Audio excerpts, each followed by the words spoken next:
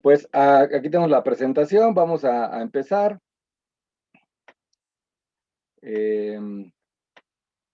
¿Cómo ha afectado la implementación del NICO durante 2021?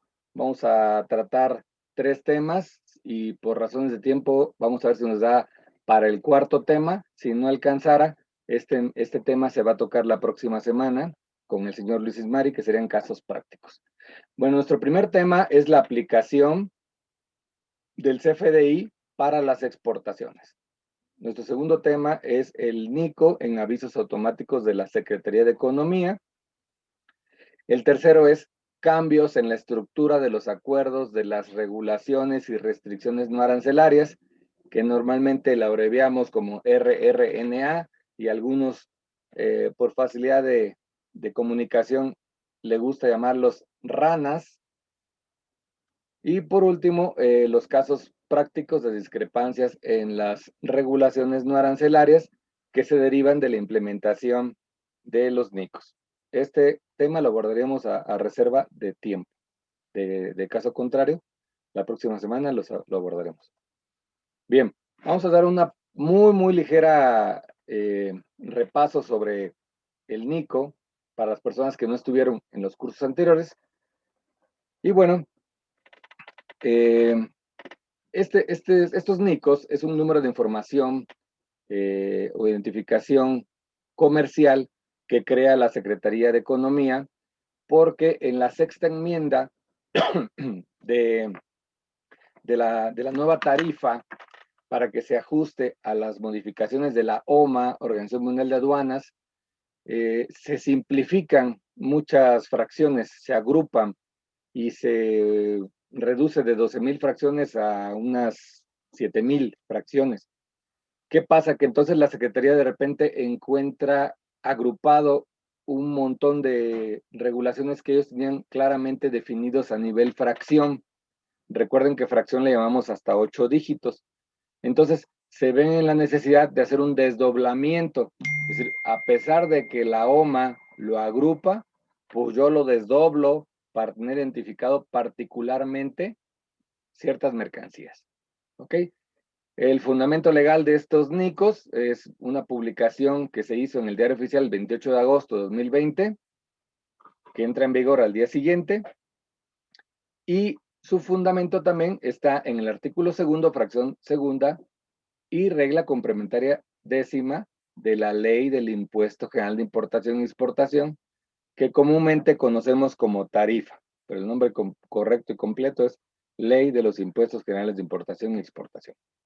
Tiene como objetivo establecer la metodología para la creación y modificación de los números de identificación comercial, que por su acrónimo le llamamos NICO, en los que se clasificará la mercancía en funciones de las fracciones arancelarias. ¿Ok? Bueno, ese es el fundamento. Ahora, para efectos muy prácticos, sin entrar mucho a detalle, como la mayoría de ustedes saben, supongo que casi todos porque estamos en el ramo de comercio, pero el día de hoy tenemos invitados especiales, muchos contadores, que les hicimos la invitación por una modificación que hubo para exportación que vamos a ver adelante. Entonces, pues estamos muy contentos de que estén por aquí contadores que tal vez no tengan esta información. Aprovecho para mandar un saludo especial al contador Enrique Caro, que aquí nos acompaña.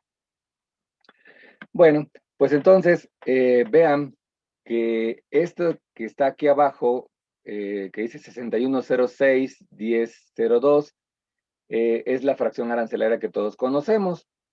Se va componiendo por cifras en pares. El primer par se le conoce como capítulo, el segundo par, que aquí en este caso, en este ejemplo es 06, se conoce como partida. El siguiente par, que es 10, se le conoce como subpartida. Y el siguiente par, el más importante de todos, es la fracción arancelaria, que si vamos sumando ya vamos a 8 dígitos. Entonces la fracción arancelaria es a 8 dígitos.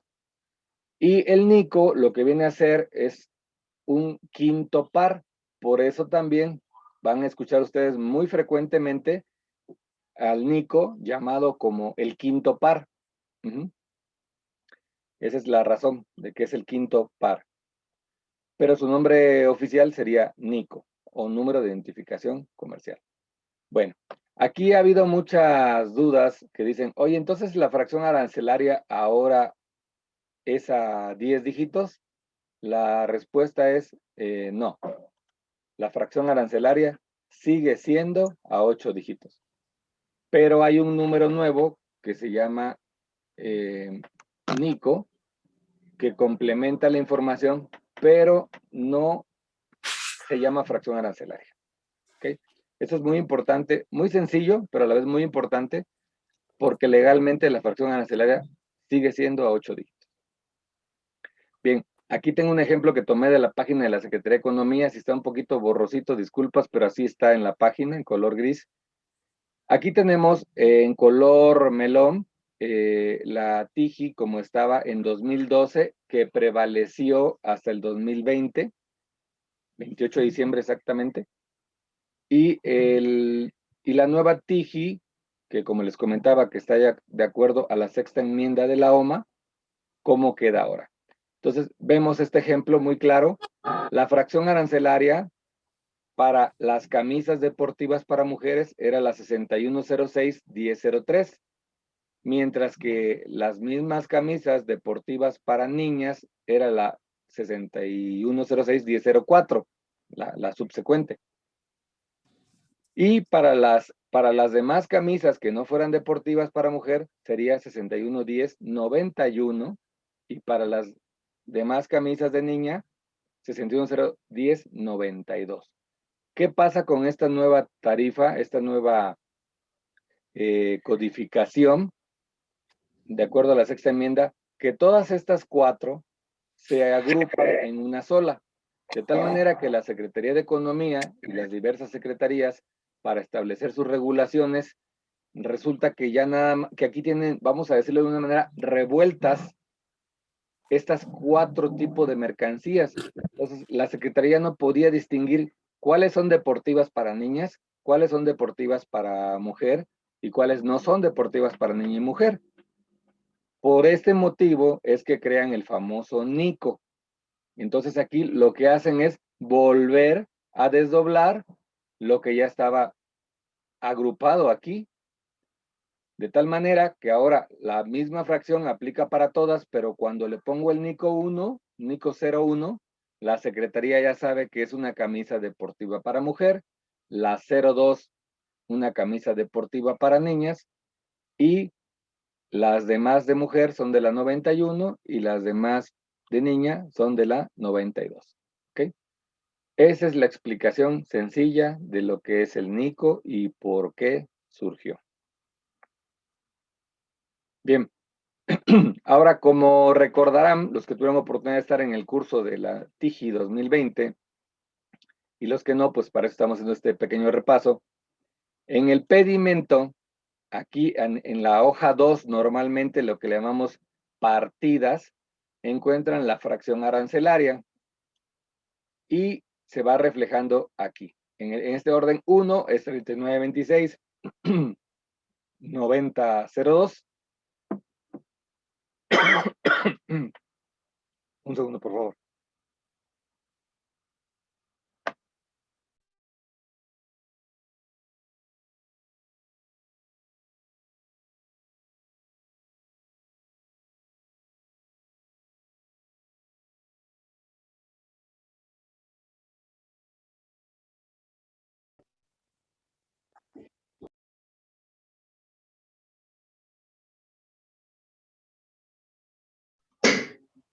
El licenciado Fortier tiene el micrófono apagado.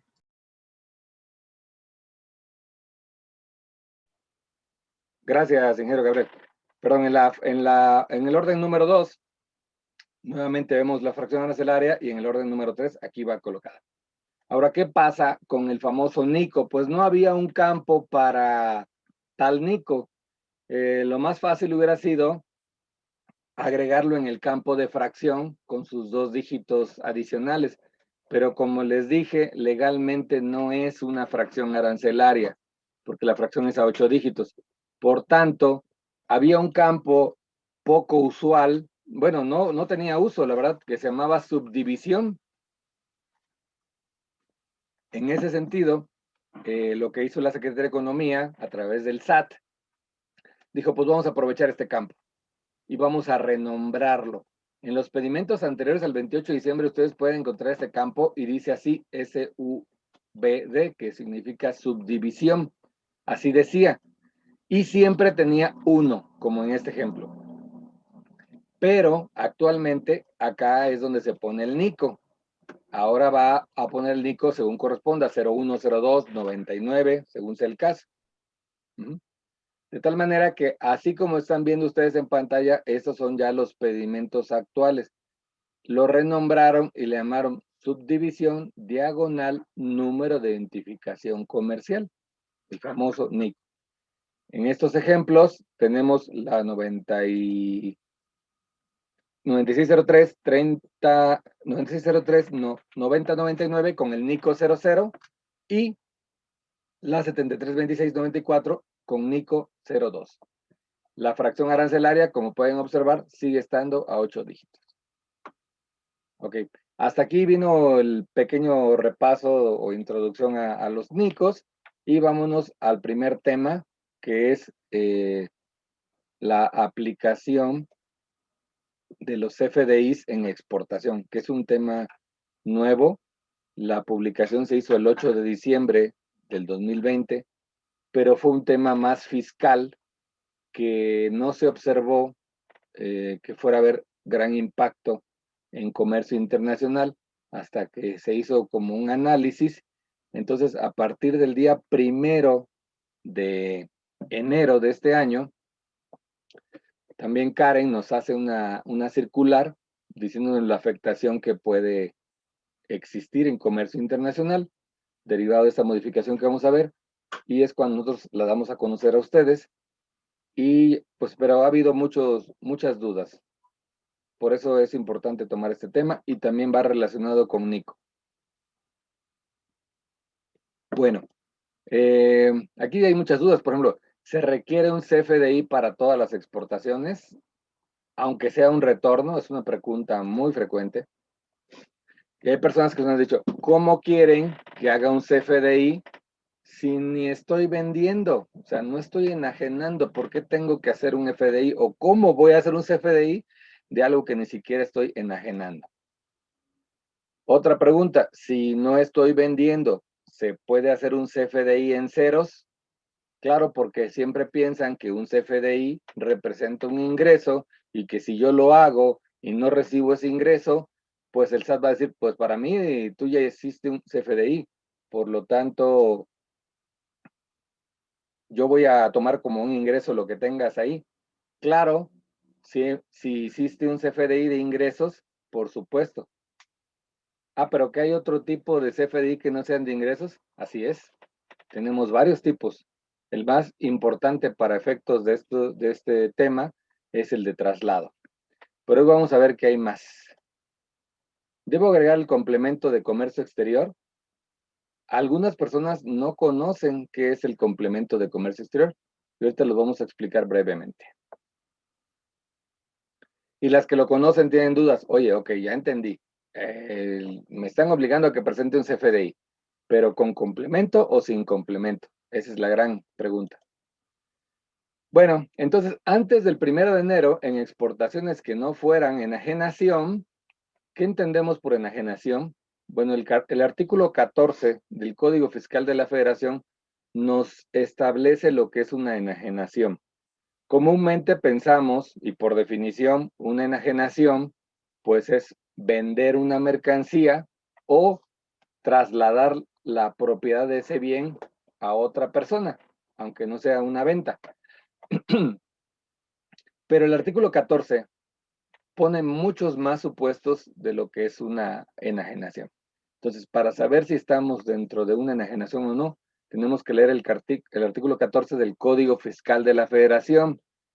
Y aquí los aduaneros pueden decir, bueno, ¿y por qué tenemos que estar leyendo un código fiscal si eso es fiscal y yo estoy en comercio? Recuerden que la ley aduanera establece que que el Código Fiscal de la Federación se aplica supletoriamente a la ley aduanera. ¿Qué quiere decir supletoriamente?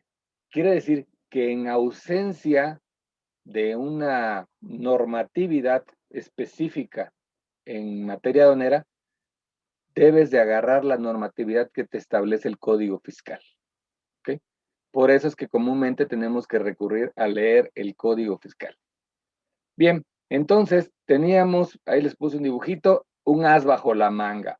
A ver, si yo tengo una exportación que no es enajenación, por ejemplo, un retorno de envase o una exportación de muestras o envíos a consignación. Yo se los envío a una bodega en Estados Unidos, pero todavía no lo he vendido, solamente ya lo quiero tener disponible en el país de venta.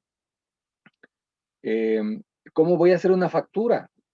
Pensando en que CFDI es igual a factura.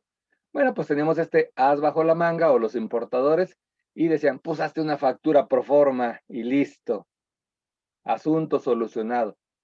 Pues sí, se podía hacer, pero hasta antes del 1 de enero 2021. ¿Por qué? Pues porque hubo una reforma al Código Fiscal de la Federación en su artículo 29. Por lo tanto, esta factura por forma ya murió. Nos olvidamos de ella. Bien, pero antes de entrar al artículo 29, que es donde está la reforma, primero tenemos que entender qué es un CFDI. ¿Por qué digo esto? Porque mucha gente considera que el CFDI es una factura. Y es cierto, hasta cierto punto. Una factura ahora tiene la característica de un CFDI, pero un CFDI no necesariamente es una factura, porque hay varios tipos de CFDI que a continuación veremos.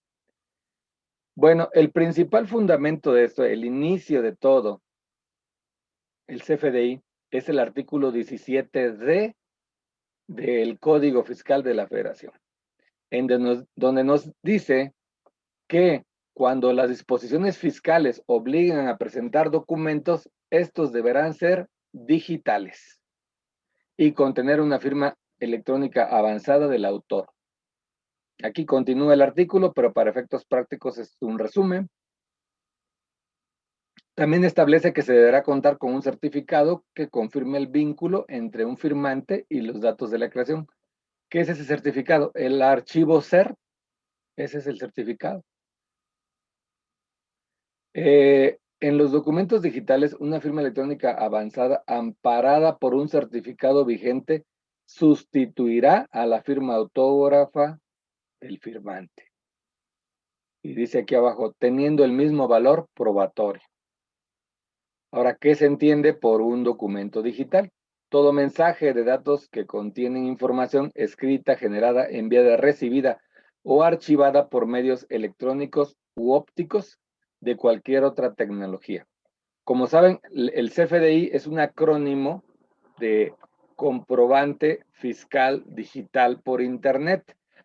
De tal manera que como es digital y es por Internet, pues se encuadra perfectamente como un documento digital y cuando el SAT me requiera un documento, este deberá ser electrónico. Por lo tanto, ese es el primer fundamento del CFDI. Vamos al segundo, que habla de los comprobantes fiscales digitales. El 17D me habla de cualquier documento digital requerido por el SAT. El 29 específicamente habla de los comprobantes fiscales digitales. ¿Okay? Y aquí es donde nace el CFDI. Bien, dice, cuando las leyes fiscales establezcan la obligación de expedir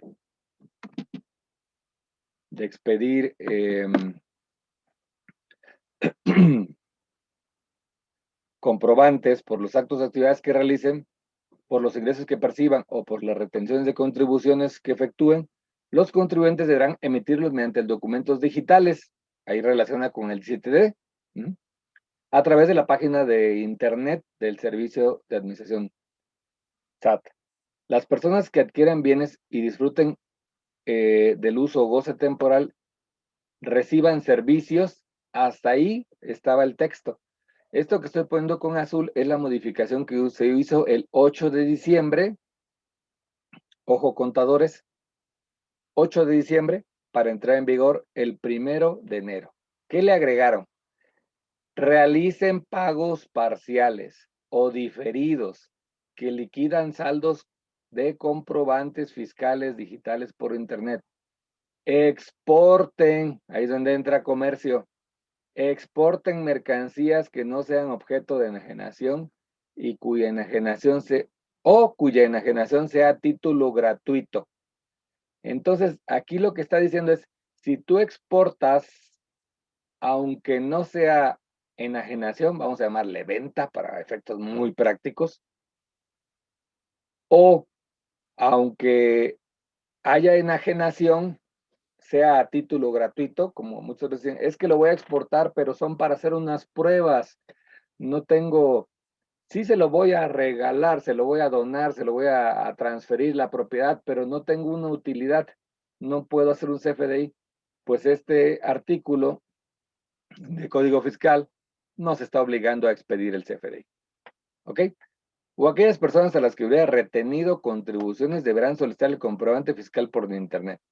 Los contribuyentes a que se refiere el párrafo anterior deberán cumplir con las siguientes obligaciones.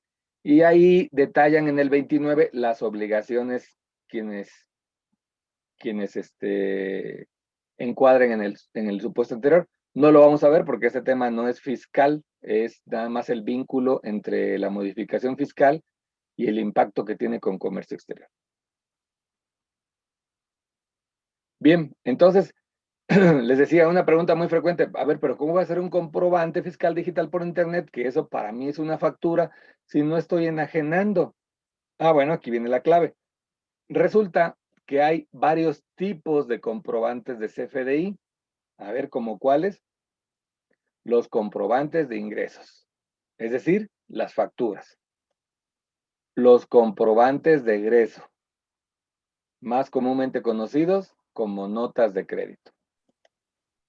Los comprobantes de traslados, que este es precisamente el tema principal aquí, el cual tiene dos vertientes, los de traslado. Ahorita les voy a comentar.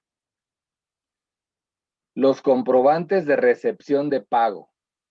Cuando recibimos un pago estamos obligados a emitir un CFDI y no es una factura.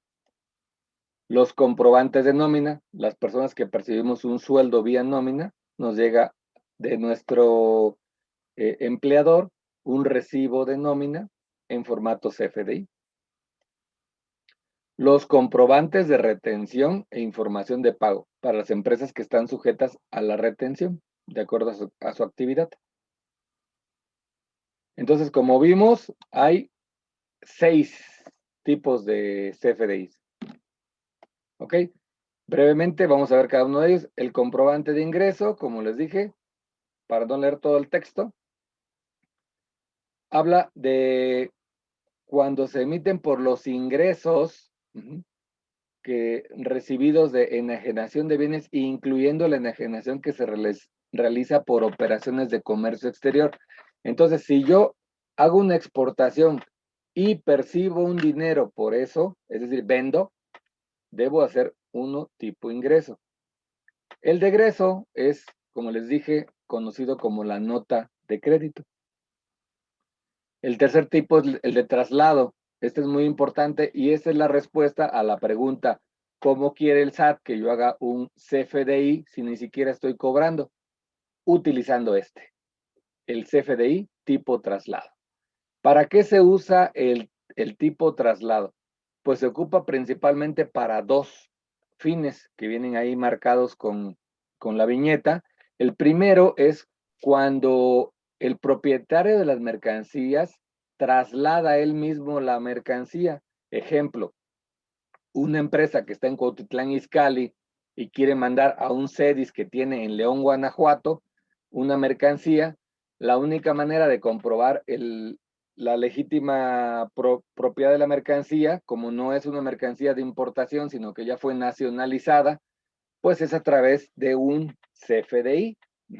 Pero si no está vendiendo porque su CEDIS de Cuautitlán Izcalli le está mandando al de León, entonces tiene que hacer un CFDI tipo traslado. Este tipo de traslado, la suma total da 0, por lo tanto no afecta a los ingresos. Otro caso es cuando se contratan los servicios de un transportista, en el cual el transportista tiene que hacer una carta aporte. Esta carta aporte es un CFDI de traslado con un complemento de comercio exterior tipo carta aporte. Ah, caray, ya me metí en otro tema. Ahora resulta que hay varios tipos de CFDIs, pero hablaste ahora de otra cosa que se llama complemento. ¿Qué es este complemento? Ahorita lo vamos a ver adelante. Bien, el siguiente tipo son las de recepción de pagos, que no tiene mucha explicación. Cuando recibimos pagos, tenemos que emitir CFDI para que el que me efectúe el pago compruebe de que efectivamente recibe ese pago. Los de nómina, que ya los expliqué brevemente, y como no es tema de este curso, pues no vamos a profundizar. Y por último, el comprobante de retención e información de pagos, que todo esto lo pueden encontrar en el anexo 20. Este de recepción de pagos solamente aplica para las empresas que están sujetas a retención por el giro en el que están o por la actividad que están realizando. Bien, entonces entramos al complemento. ¿Qué es el famoso complemento? Bueno, aquí el SAT nos dice que los complementos permiten integrar información adicional del uso regulado por la autoridad para un sector o actividad específica, permitiendo que la información adicional sea protegida por el sello digital de la factura. En efectos prácticos es como un parchecito que se le pone a la factura, añadiendo cierta información de acuerdo al giro, pero va dentro de la factura, no es una nota marginal, va dentro de la factura y va protegido con el sello. Muchos de ustedes, los que están en comercio exterior y que llevan exportaciones, saben que existe el complemento de comercio exterior, pero probablemente el de traslado. Pero ¿cuántos más habrá? Bueno, la página del SAT nos dice que hay todos estos complementos. Acreditamientos del IEPS, aerolíneas, certificado de destrucción, comercio exterior, que es el que usamos para exportación, compra de divisas, consumo de combustibles donatarias, etcétera, etcétera. Todas estas que les voy a dejar el material para que lo puedan checar. Y adicionalmente, por si fueran pocas, todavía cuando el desarrollo de la actividad económica estén obligados a incluir un CFDI de retención de impuestos, tienen que usar, según sea el caso, estos otros complementos de enajenación de bienes, dividendos, intereses, arrendamientos, pagos al extranjero, etcétera. Ahora, ¿cómo se ve el complemento de comercio exterior en una factura, en un CFDI? Se ve de la siguiente manera. Dentro del texto del XML van a encontrar ustedes la palabra comercio exterior. Quiere decir que a partir de ahí empieza el complemento y lleva datos muy importantes como la fracción arancelaria. En este ejemplo todavía la tengo a 10 dígitos, pero ahora es a 10 dígitos más un ICO, todo junto, lo agruparon. Ahí sí, a pesar de que les he estado diciendo que va por separado y el impedimento va por separado, aquí la autoridad se fue por la libre y dijo ponlo junto, no voy a crear otro campo. Y ponen los datos importantes de comercio exterior, como el país a donde va, la dirección, el valor, la cantidad de acuerdo a la unidad de medida, etcétera. Ahora, para los que tengan duda en cuanto al XML y PDF, son pocas las personas que han tenido esta duda, pero sí la ha habido. Bueno, a ver, ¿qué es el CFDI? ¿Un XML, un PDF? Bueno, el CFDI ya vimos la explicación ampliamente. Y como dijimos, es un archivo o un documento digital. Al ser un documento digital, es un archivo. Pero ¿en qué formato debe ser ese archivo? Bueno, hay formatos o extensiones que lleva cada archivo. Si hablamos de un Word es .doc, si hablamos de un Excel es XLS, etcétera. Bueno, en el caso de los archivos de CFDI, van en formato XML, que es este que ven aquí, que se identifica porque tiene unos signos mayor que y menor que, encerrando ciertas palabras que se le llama etiquetas. También se le conoce como tipo archivo plano y ese es el famoso XML. Ahora, ¿qué es el PDF? Todos conocemos un PDF y decimos, bueno, pero ¿cuál es el CFDI? ¿Qué es? ¿Un XML, un PDF o los dos? Es el XML. Entonces, el PDF, ¿para qué sirve? El propio PDF en la parte de abajo dice, este documento es la representación impresa de un CFDI.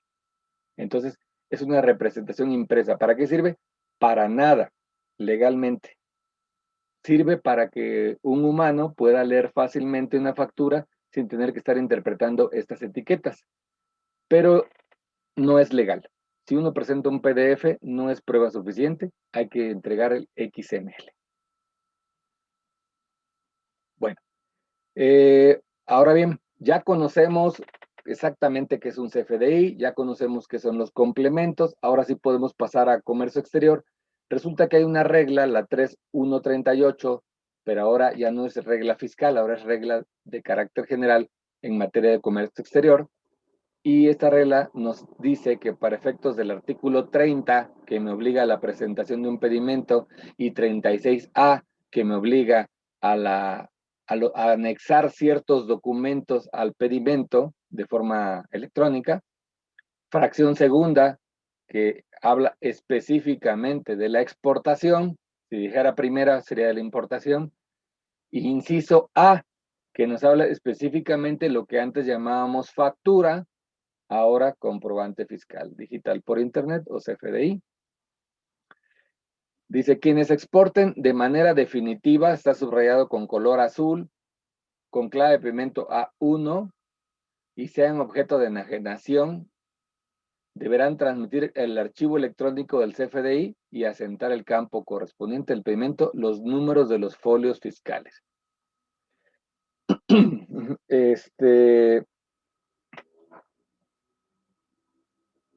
Aquí hay una parte importante. En el segundo párrafo dice, el CFDI emitido conforme al 29 y 29A del Código Fiscal a que se refiere la presente regla, deberá incorporar los datos contenidos en el complemento, que para efectos de a conocer el SAT en su portal, en términos de la regla 27122 de las reglas fiscales. En resumen, palabras de Cristiano, ¿qué quiere decir esto?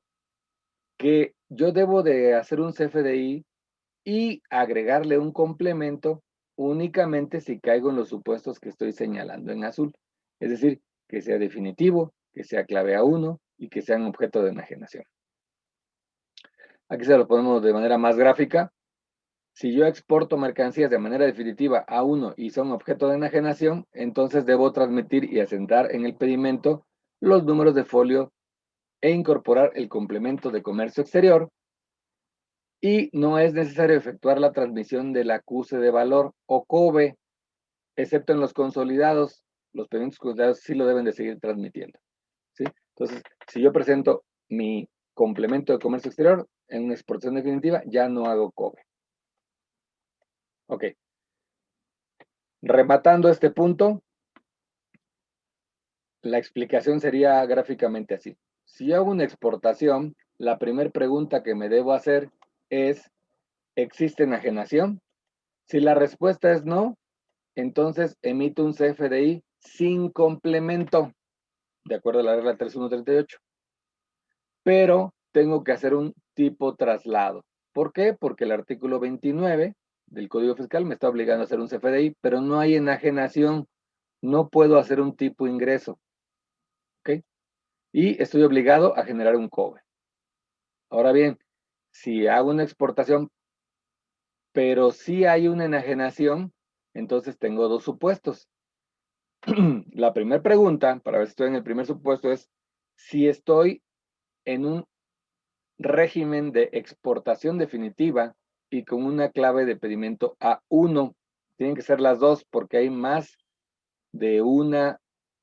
No solo los A1 son los únicos definitivos, hay otros regímenes, otras claves que también hacen referencia al régimen definitivo. Bien. Si 100 ajeno, repito, si 100 ajeno y no es una exportación definitiva o A1, tienen que ser las dos condiciones, entonces también emito un CFDI, también sin complemento, pero tipo ingreso, porque desde el inicio estoy diciendo que sí hay una enajenación. Y estoy obligado a generar un COBE. Por último, si la respuesta es sí, es decir, sí enajené, sí es exportación definitiva, sí es clave A1, entonces voy a emitir un CFDI con un complemento de comercio exterior. Debe de ser de tipo ingreso, porque sí existe enajenación, y no requiero transmitir un COBE. Y en resumen, esa es la explicación de este tema de la incorporación del CFDI y del NICO, que ahora en el complemento se va a poner solamente cuando haga complemento. Cuando no haga complemento, pues no voy a poner nada. Bien, pasamos al segundo tema. Bueno, aquí hay una pregunta frecuente.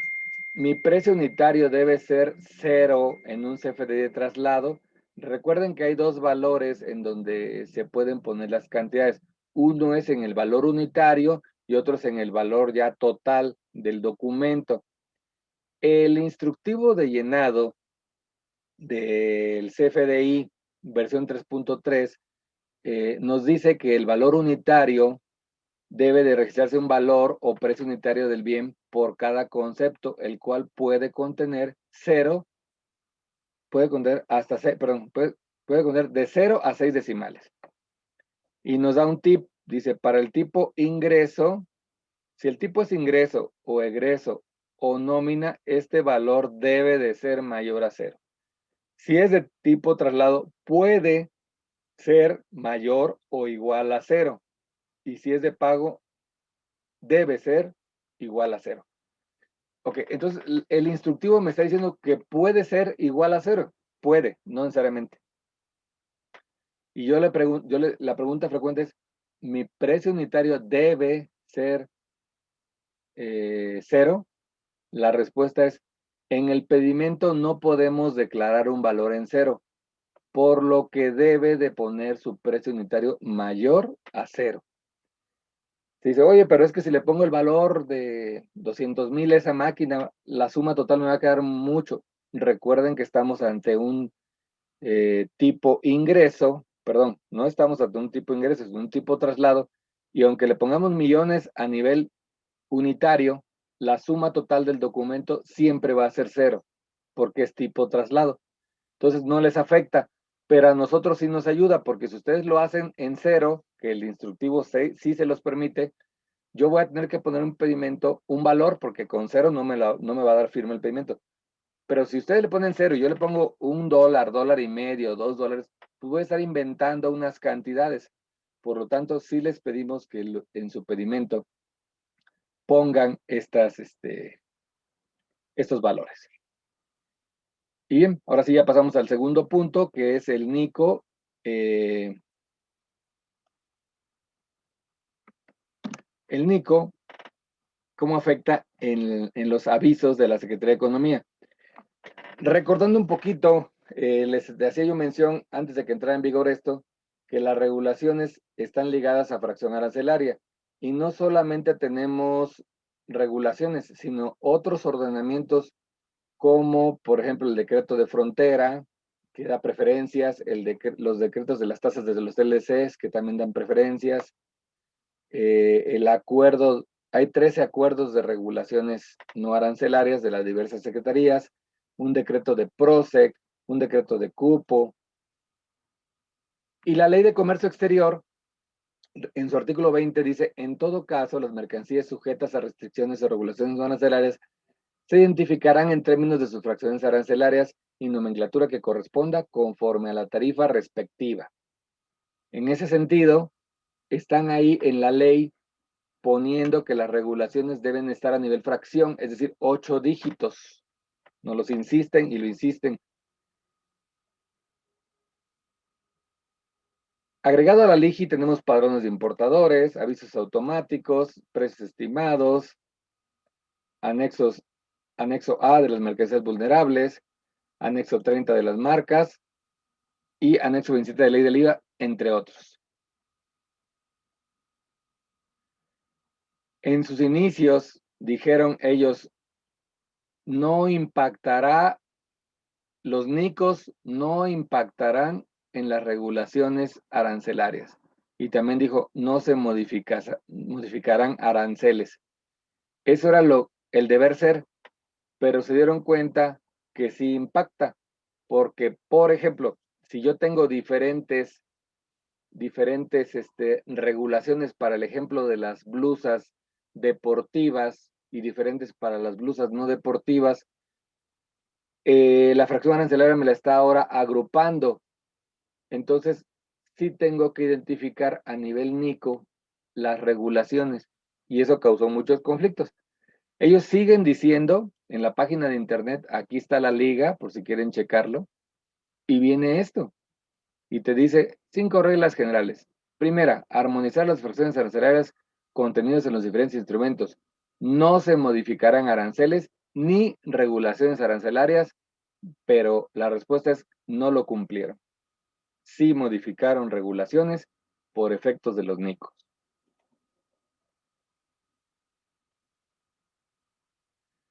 Tan es así que constantemente la autoridad se está contradiciendo.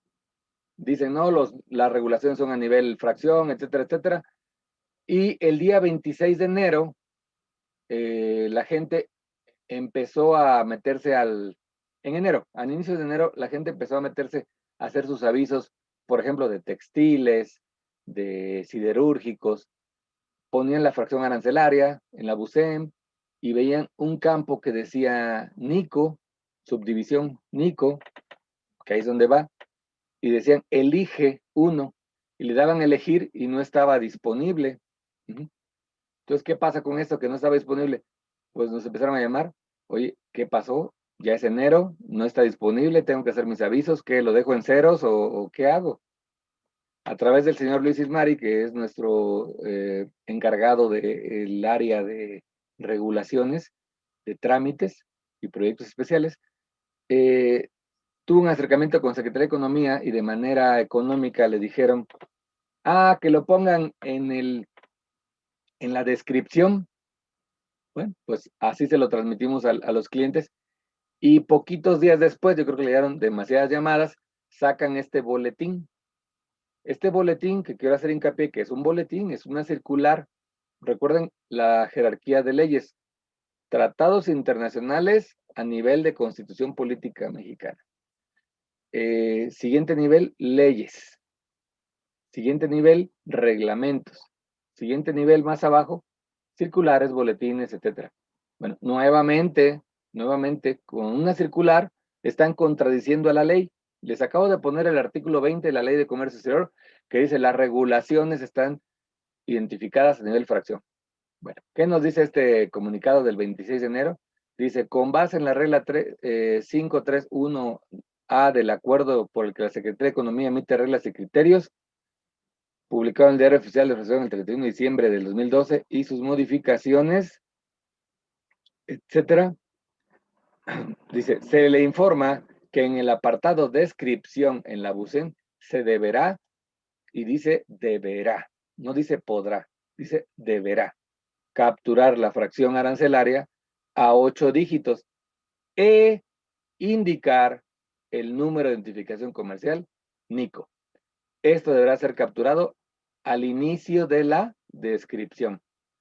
De tal manera que me están obligando mediante una circular a poner ese NICO, como ellos no han hecho su trabajo y no han habilitado el campo, que el usuario lo ponga en la descripción. Aquí les pongo un ejemplo. Ustedes lo van llenando, yo le borré aquí el país de origen. Y entonces el sistema dice, esta clave de aviso automático ampara únicamente 2 puntos.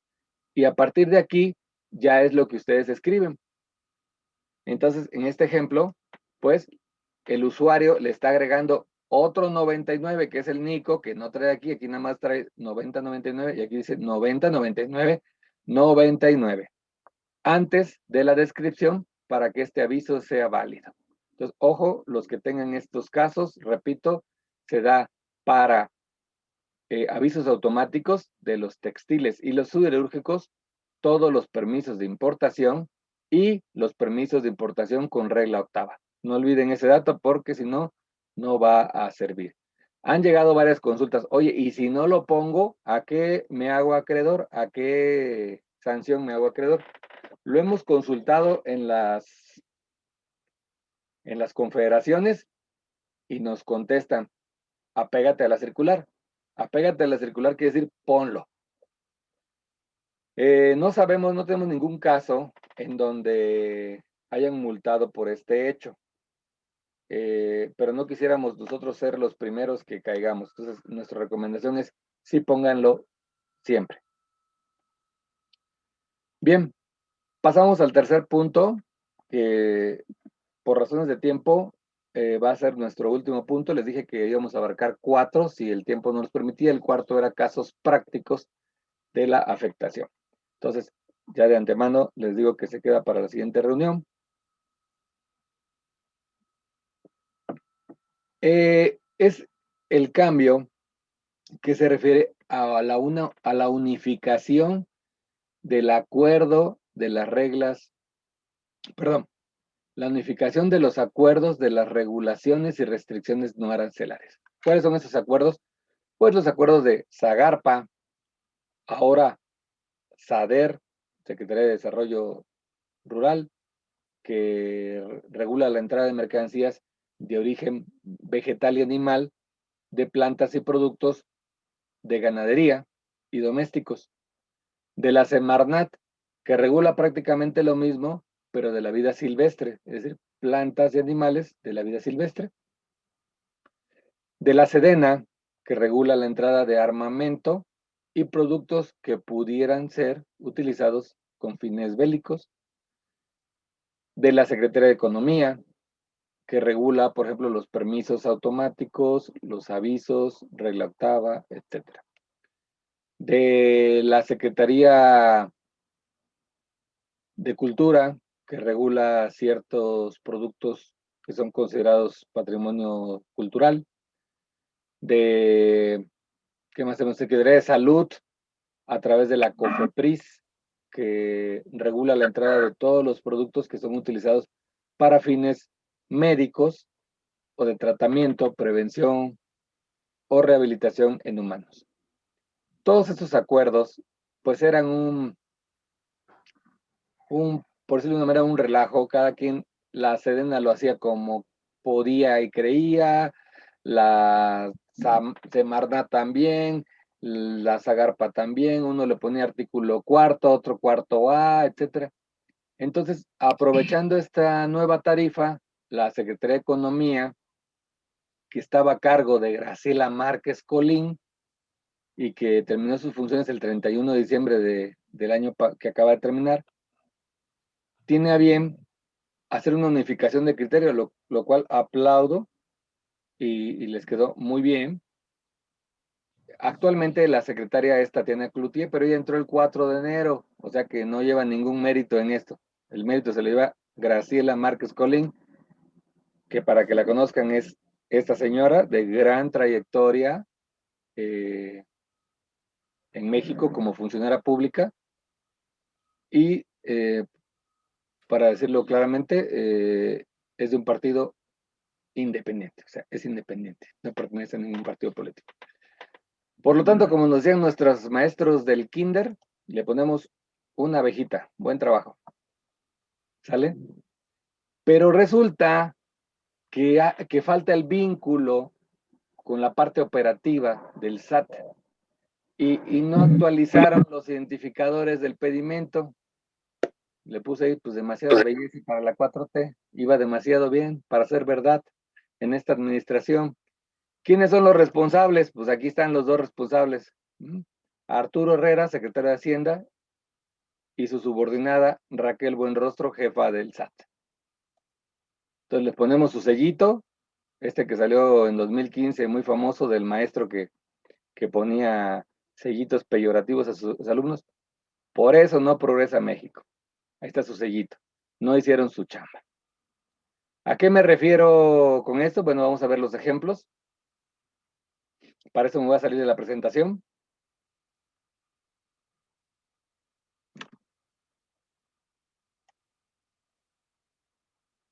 Quiero ponerles este ejemplo.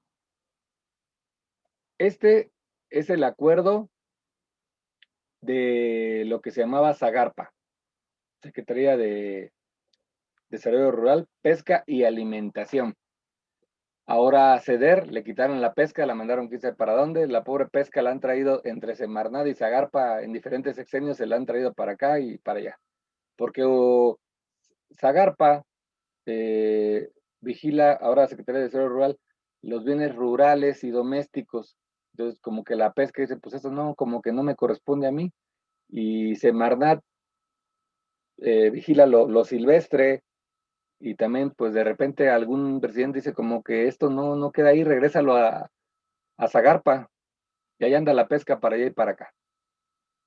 Bueno, entonces, ese es el formato, están los considerandos, y luego viene el artículo primero, donde establece cierta codificación para productos químicos y farmacéuticos, sujetas a ciertos requisitos, no dice los formatos ni nada, y empieza de lleno con un listado de fracciones arancelarias de la mercancía que requiere. Hasta que termina esto, que es bastante, pasan al artículo 2, que está aquí, o segundo, y establece otra codificación de otra regulación para otros bienes, y vienen otra vez aquí a continuación. ¿Ya ven?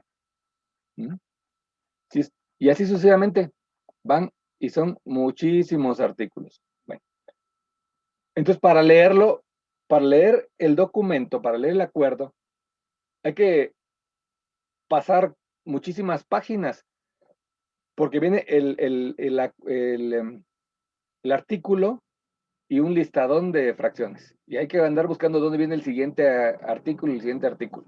Es algo negativo. También, si se dan cuenta, aquí vienen los considerandos y vámonos directamente al artículo primero. No hay objetivos, no hay definiciones, no hay formatos. Entonces, eso no era de lo más correcto. Ese fue Zagarpa. Vamos a pasar al de... ¿Puede cerrar este? Vamos a pasar al de... Si les parece, pero señores, vamos a ver cómo quedó el de Zagarpa ahora, que ahora se llama SADER, Secretaría de Agricultura y Desarrollo Rural. Bueno, ese es el nuevo formato. Están los considerando. Muy bien. Y luego viene mi artículo primero, en el que establece el objetivo del acuerdo. Fantástico. Me parece muy bien. Segundo, me da definiciones. Gracias, 4T. Definiciones, ¿qué es Anmecafé? ¿Qué es COSEX? ¿Qué es la DGSA, la DGSB? ¿Qué es un documento digital?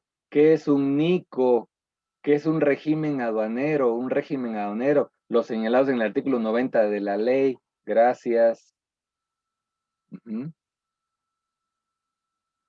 Después, en el artículo tercero, ya empiezan el texto del artículo, que lo podemos leer, y terminando el tercero, inmediatamente viene el cuarto, el quinto, el sexto, y el décimo, y aquí llegamos al 16º, y ya acabó el acuerdo. En 2, 3 páginas puedo leer todo el acuerdo sin tener que irme a todas las hojas, ¿ok? El 16º, fíjense cómo dice, el cumplimiento de lo dispuesto en la presente acuerdo no exime en su caso del cumplimiento de cualquier otro requisito o regulación. Es decir, Si cumples con este requisito de Zagarpa, no quiere decir que estés exento de alguno de Sedena si te lo están pidiendo en otro acuerdo. Luego los transitorios y viene el anexo 1. En ese anexo 1 se divide en incisos y ahora sí, me dicen las mercancías que requiere ciertos permisos y viene a renglón seguido cuáles. Pero algo buenísimo es que me ponen el nombre del documento que debo de llenar y el nombre, la clave del documento y el nombre de ese trámite. Esto es buenísimo, porque cierra especulaciones. Antes decía, sujetas a la regulación del tal, del certificado, no sé cuál, pero ¿cuál? Y aquí está muy claro. Si nos vamos al inciso B, me dice otro listado de mercancías. Aquí está. Y me dice las claves de los documentos y el nombre del certificado que debo hacer, lo cual me parece muy bien. Bueno, pasemos al de Semarnat anterior.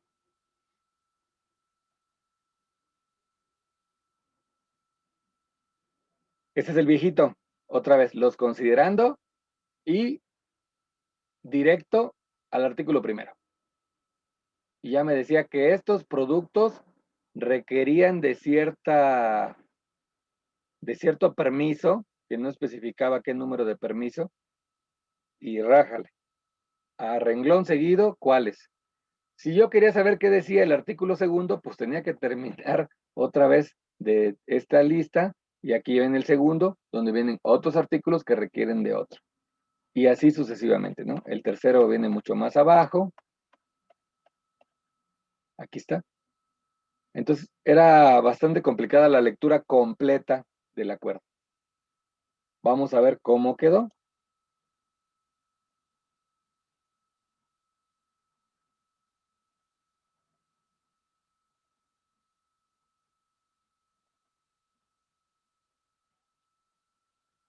Bien, vienen los considerando.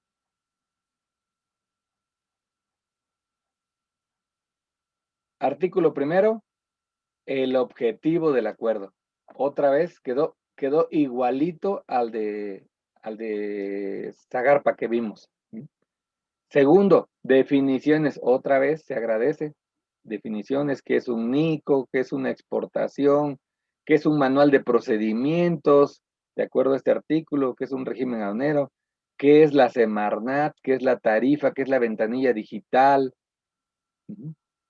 Y ya a partir del tercero viene propiamente ya los artículos que ordenan este acuerdo. Y el último, que en este caso no fue el 16º, sino el 14º, dice, el cumplimiento de lo dispuesto en el presente acuerdo no exime el cumplimiento de cualquier otro. ¿Se dan cuenta? Están casi calcados unos con otros porque la Secretaría de Economía sí hizo su trabajo y se sentó con cada una de las secretarías para formar estos acuerdos, con lo cual se logró una unificación. Entonces, después de los transitorios, otra vez tenemos el anexo 1 y el inciso A, y donde dice qué mercancías va a estar sujetas a qué requisito, y nos ponen nuevamente la clave del documento que se va a solicitar y el nombre del documento que se va a solicitar, lo cual pues, es buenísimo, ¿no? Terminando el A, pues viene el B con el mismo formato. Aquí está otro listado de mercancías y me dice los documentos que debo de tramitar. Y así con todos los acuerdos. No voy a entrar a todos, les ponía 3 ejemplos, pero con 2 creo que es suficiente. Ahora, les decía yo, pero ¿por qué al SAT le puse no hizo su trabajo, el sellito no hizo su trabajo? Bueno, pues resulta que leyendo esos acuerdos, de repente te dice el acuerdo, excepto, requieres de Zagarpa, excepto si eres acuático. O requieres Zagarpa, excepto si es para uso en humanos. Hay ciertas condicionantes que que hay excepciones. Esas excepciones le llamamos nosotros acotaciones. Existe en el pedimento unas claves que se llaman identificadores. Dentro de esos identificadores están, por ejemplo, solo por mencionar algunos, el recinto en el que llegó la mercancía, alguna excepción a una norma, está si es usado, si es nuevo, está los e-documents, son también unos identificadores, el famoso ED. Bueno, hay uno muy importante para quitarnos un permiso que por fracción arancelaria está requerido, pero por acotaciones estamos exceptuados. Entonces le ponemos este XP, que hagan de cuenta que es una llave mágica que abre la validación y dice, pese a que la fracción arancelaria me lo requiere, el acuerdo establece que yo no. ¿Por qué no? ¿Por qué yo no? Porque estoy dentro de alguno de los supuestos que menciona el propio acuerdo. Entonces, aquí vemos, por ejemplo, si dice XP A1, todo lo que diga A1 es el certificado de la Zagarpa. Pero se pueden dar cuenta aquí, voy a hacerlo un poquito más grande, para exceptuar ese certificado, me dice en el complemento 2 que no voy a cumplir porque se trata de productos químicos, farmacéuticos, biológicos para el uso en animales acuáticos. Artículo primero, volvemos a lo mismo. Ya no hay artículo primero, ni segundo, ni tercero que liste mercancías. Entonces, aquí debería decir anexo 1, inciso A, inciso B, etc. Esto parece algo sencillo, pero nos ha provocado muchísimos problemas, en donde hay mercancías que vienen listadas varias veces en diferentes acuerdos y tenemos que irlos exceptuando con el XP, pero no encontramos la clave que haga referencia al anexo 1, inciso A, B o C, según corresponda. Entonces, por aquí hay otros ejemplos donde habla de artículos.